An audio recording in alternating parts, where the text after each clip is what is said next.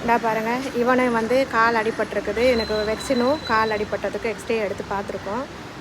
இவனுக்கு ஓகே. இவன் தான் வந்து பாவம் பாருங்கள். அடித்தவங்க அடிக்கிறீங்க, என்ன சொல்றீங்க? ஏன் இப்படி தான் உயிர் இப்படி புட்டுயிரமாக விட்டுட்டு போகிறீங்கன்னு தெரியலை.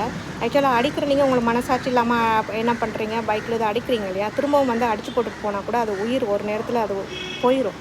இன்றைக்கி நம்ம எடுத்துகிட்டு வரோம், நாங்கள் இருக்கிறோம், அதனால் இது ஓகே. இல்லைன்னா இதோட நிலைமை என்ன? அதால் சாப்பிட முடியாது. வாய்க்கிட்ட கொண்டு போய் வச்சாதான் சாப்பிட முடியும், தண்ணி குடிக்க முடியும்.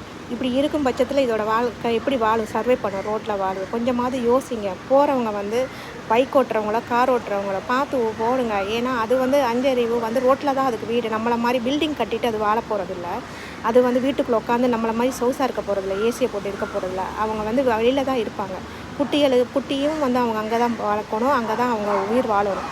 அப்படி இருக்கும் பட்சத்தில் நீங்கள் இந்த மாதிரி சர்ரு புருன்னு போகிறதால ஒன்று அடித்து போட்டுட்டு ஈவிரக்கம் இல்லாமல் பண்ணுறீங்க. இன்னொருத்தவங்க அதோட சுமையை சுமந்துக்கிட்டு நாங்கள் இன்றைக்கி வந்து காலையிலேருந்து காஃபி குடிக்காமல் நாங்கள் வந்து இப்போ மணி வந்து 3 மணி ஆகுது. 3 மணி வரைக்கும் நாங்கள் நிற்கிறோம். 8 மணிக்கு வீட்டை விட்டு வெளியில் வந்தவங்கன்னா 3 மணி வரைக்கும் நாங்கள் பட்டினியாக நிற்கிறோம். நீங்கள் அடித்து போட்டுட்டு போயிட்டு இன்றைக்கி நீங்கள் 3 நேரம் சாப்பிட்டுட்டு கூட உட்காந்துருப்பீங்க. இன்றைக்கி நாங்கள் அதை எடுத்துகிட்டு வரோம். அப்போ உங்களுக்கு இது வந்து என்ன, உங்களுக்கு கர்மாங்கள் வந்து சேருமா, இல்லை உங்களுக்கு பாவங்களோட வழி வருமா எனக்கு தெரியலை. ஆனால் எனக்கு ரொம்ப கஷ்டமாக இருக்குது. இது ஒரு நியாயம் இல்லாத ஒரு விஷயமா இருக்குது. இதுக்கு வந்து எப்போ தீர்வு கிடைக்கும் அப்படின்னு தெரியலை.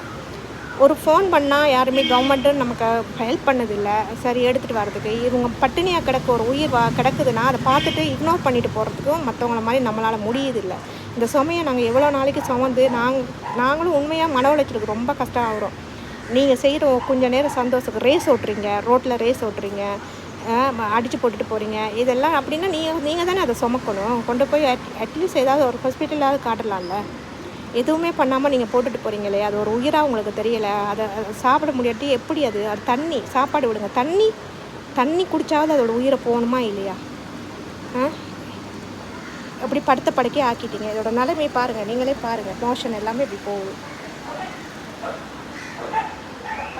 உங்களோட ஒரு நிமிஷம் சந்தோஷத்துக்காகவும் இல்லை உங்களோட நீங்கள் ஒரு 10 நிமிஷம் தூங்கி எழுந்திரிச்சிட்டு லேட்டாக வர்றதுக்காகவும் அடுத்த உயிர்கள் வந்து பலியாக வந்து ரோட்டில் கிடக்கணும் இல்லையா? அது சாப்பிடாமல் பலியாக சாகும்போது கஷ்டப்பட்டு சாகணும்ல. இது என்ன உங்களுக்கெல்லாம் எனக்கு தெரியலை. நீங்களாம் எப்போ உணர போகிறீங்க? இதில் ஒரு ஜீவனாக, உயிர் உள்ள ஒரு ஜீவனாக எப்போ மதிக்க போகிறீங்கன்றதெல்லாம் எனக்கு உண்மையாகவே தெரியலை. ஆனால் மனசுக்கு கஷ்டமாக இருக்குது. இந்த உலகத்தில் வாழ்கிறது ரொம்ப கஷ்டமாக இருக்குது. அதனால் தயவு பண்ணி என்ன அது மெதுவாக போங்க ரோட்டில் போகிறவங்க.